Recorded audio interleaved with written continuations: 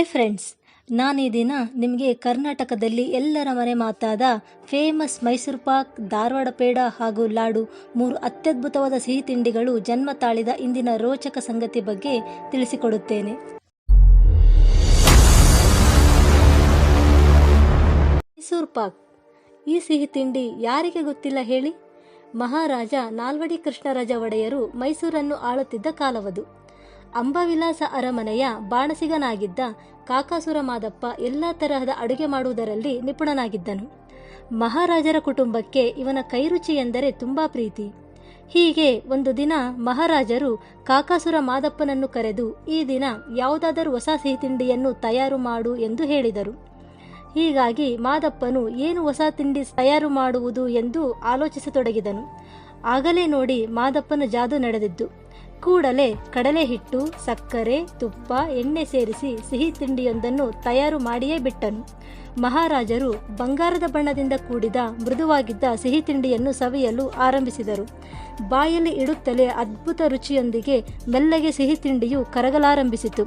ಇದರಿಂದ ಸಂತೋಷಗೊಂಡ ಮಹಾರಾಜರು ಮಾದಪ್ಪನನ್ನು ಪ್ರಶಂಸಿಸಿದರು. ಹಾಗೆಯೇ ಈ ಸಿಹಿ ತಿಂಡಿಯ ಹೆಸರೇನೆಂದು ಕೇಳಿದರು. ತಕ್ಷಣ ಮಾದಪ್ಪನು ಮೈಸೂರು ಪಾಕ್ ಎಂದು ಹೇಳುತ್ತಾನೆ. ಆವಾಗಿನಿಂದ ಮೈಸೂರು ಪಾಕ್ ಪ್ರಪಂಚದಾದ್ಯಂತ ಹೆಸರು ಮಾಡಿದೆ. ಇದು ಸಾಂಪ್ರದಾಯಿಕವಾಗಿ ಮದುವೆ, ಶ್ರೀಮಂತ ಮತ್ತು ದಕ್ಷಿಣ ಭಾರತದ ಇತರ ಹಬ್ಬಗಳಲ್ಲಿ ಬಡಿಸಲಾಗುವ ಅತ್ಯಂತ ಜನಪ್ರಿಯವಾದ ಖಾದ್ಯವಾಗಿದೆ.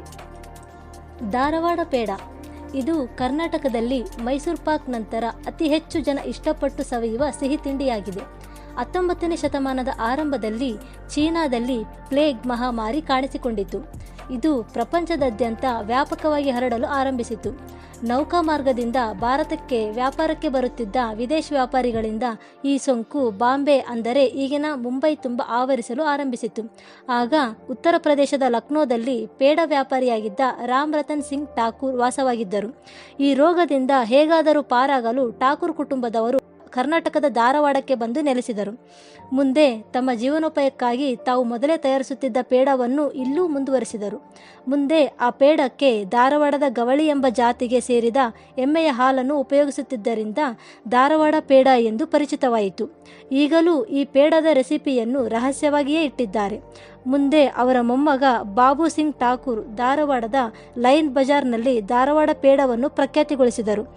ಈಗ ಇದು ಧಾರವಾಡದ ಎಲ್ಲ ಸ್ವೀಟ್ ಸ್ಟಾಲ್ಗಳಲ್ಲಿಯೂ ದೊರೆಯುತ್ತದೆ. ಈ ಸ್ವೀಟ್ ಕರ್ನಾಟಕದಾದ್ಯಂತ ಫುಲ್ ಫೇಮಸ್ ಆಗಿದೆ.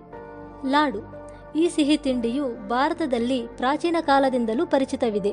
ಇದನ್ನು 4ನೇ ಶತಮಾನದ ಶಸ್ತ್ರಚಿಕಿತ್ಸೆಯಲ್ಲಿ ಸುಶ್ರುತ ಮಹರ್ಷಿಗಳು ರೋಗಿಗಳಿಗೆ ನಂಜು ನಿರೋಧಕವಾಗಿ ಬಳಸುತ್ತಿದ್ದರು.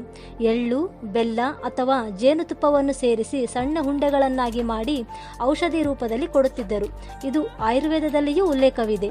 ಧಾರ್ಮಿಕವಾಗಿ ಈ ಸಿಹಿ ತಿಂಡಿಯು ಗಣೇಶನಿಗೆ ಅತ್ಯಂತ ಪ್ರಿಯವಾಗಿದ್ದು, ಈ ಸಿಹಿ ತಿಂಡಿಯನ್ನು ಸಾಂಪ್ರದಾಯಿಕ ಕಾರ್ಯಕ್ರಮಗಳಲ್ಲಿ, ಮದುವೆ ಸಮಾರಂಭಗಳಲ್ಲಿ, ಇನ್ನಿತರ ಕಾರ್ಯಗಳಲ್ಲಿ ಬಡಿಸಲಾಗುತ್ತದೆ. ಈ ವಿಡಿಯೋ ನಿಮಗೆ ಇಷ್ಟ ಆದಲ್ಲಿ ಲೈಕ್ ಮಾಡಿ, ಶೇರ್ ಮಾಡಿ. ಇನ್ನೂ ನಮ್ಮ ಚಾನಲ್ಗೆ ಸಬ್ಸ್ಕ್ರೈಬ್ ಮಾಡಿಲ್ಲ ಅಂದರೆ ಸಬ್ಸ್ಕ್ರೈಬ್ ಮಾಡಿ. ಮತ್ತಷ್ಟು ಮಾಹಿತಿಯೊಂದಿಗೆ ಮುಂದಿನ ವಿಡಿಯೋದಲ್ಲಿ ಭೇಟಿಯಾಗೋಣ. ಧನ್ಯವಾದಗಳು.